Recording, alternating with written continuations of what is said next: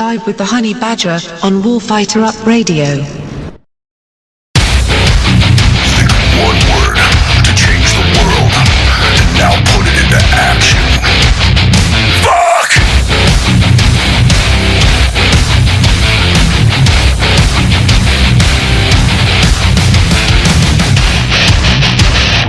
Fuck all mind games and fuck all the lies. Fuck what you think, yeah, fuck all of you guys. Fuck what you've heard and fuck what you said. Fuck all your words, your mouth locked in your heads.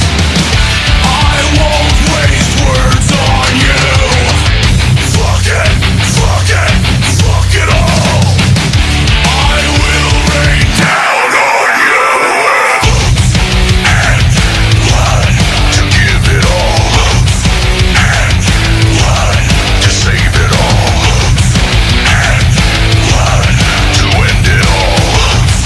And blood. Fuck it!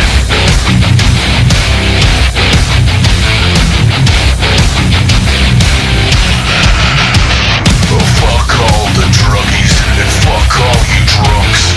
Fuck all you wannabes. Fuck all you punks. Fuck all the demons and fuck all the priests. Fuck all you lowlifes. May you rest in peace. I won't waste words on you. Fuck it, fuck it, fuck it all. I will rain down on you with boots and blood to give it all. Boots and blood to save it all. Boots and blood to end it all. Boots and blood. Fuck it! And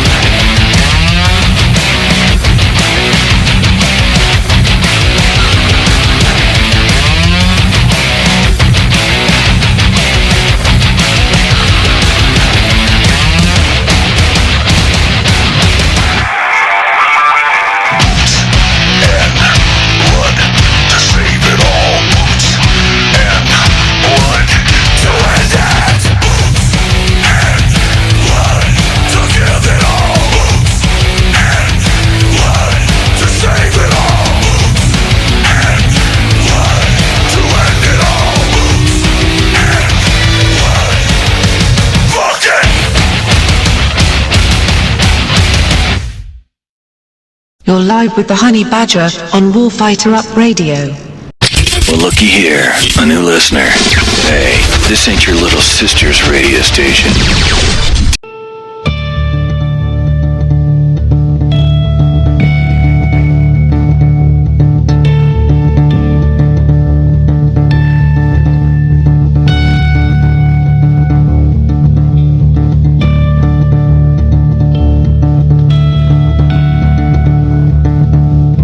Oh, say, can you see by the dawn's early light what so proudly we hailed at the twilight's last gleaming, whose broad stripes and bright stars through the perilous fights, oh, the rainbow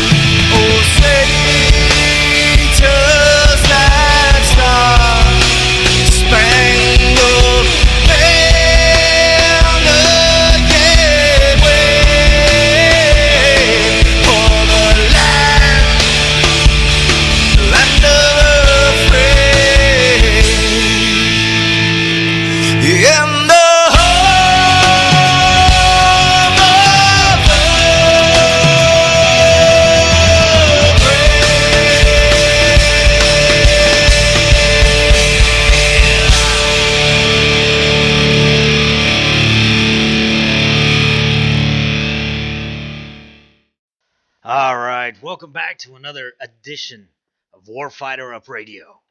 Today is Wednesday. You are live with Honey Badger. We're going to be busting out some motivation and blunt truth. A lot is going on in our nation and, all around the world. It's getting ridiculous. And it's cracking me up about, oh my God, all over social media, you check it out, and there's posts everywhere about Hillary and Trump. Now, I'm going to piss off some of you just because I'm going to share my opinion. And either way, I believe we're facing a very pivotal point in our nation's history. If Hillary's elected, revolution has no choice but to overthrow the corruption within our government. Now, if Trump's elected, the other side is going to believe the same thing and do the same thing. See, but I'm also not a fan of Trump. I'm not. I don't think you can have a businessman run a nation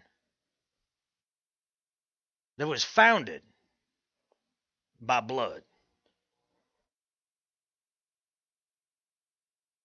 I believe he's just a car salesman, and he's selling everybody a car they cannot afford. And because of that, we are absolutely... we're absolutely in some deep shit.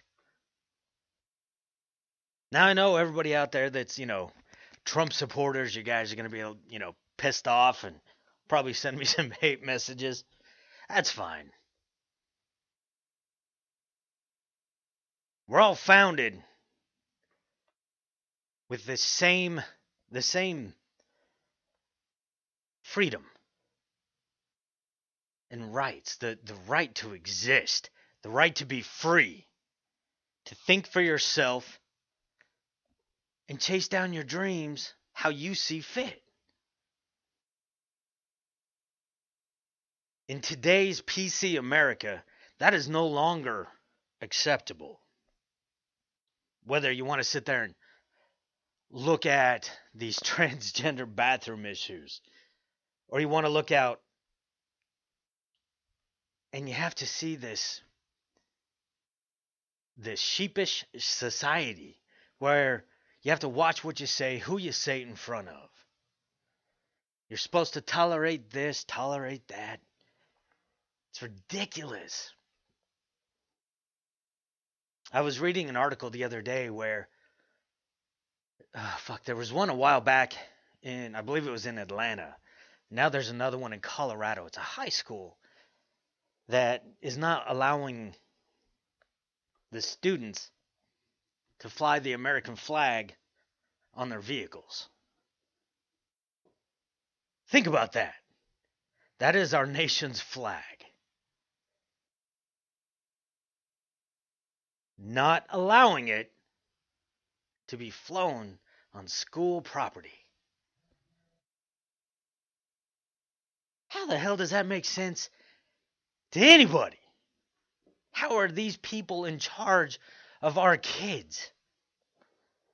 We're getting ready. It's the time of year where you've got all sorts of graduations going on, whether it's high school or college. And these are the kids we're sending out into the world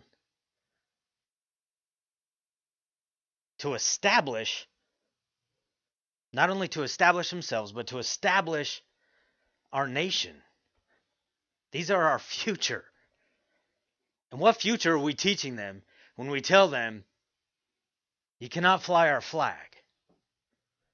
What are we teaching them when we tell them they have to erase freedom of speech?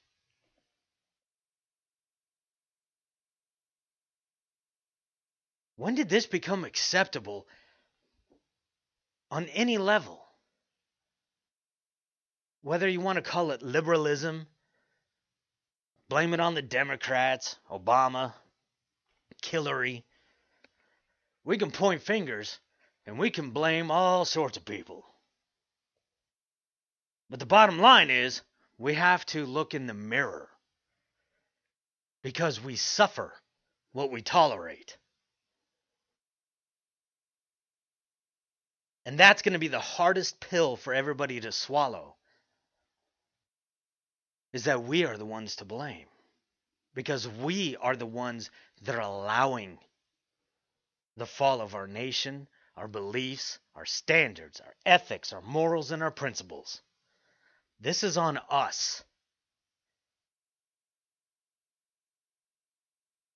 Now, there's going to be some out there that say we are too few to make a difference. We are too few to stop these wildfires.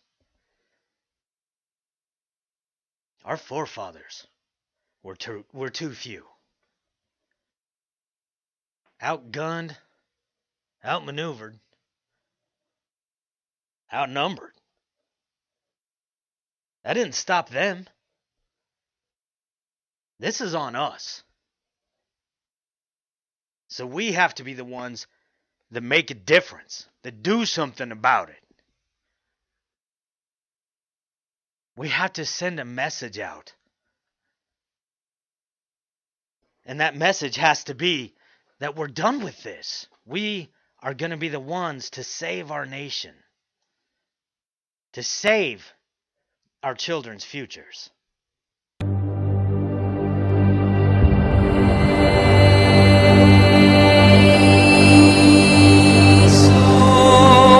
As we gather together in solidarity to express a feeling of mass injustice, we must not lose sight of what brought us together.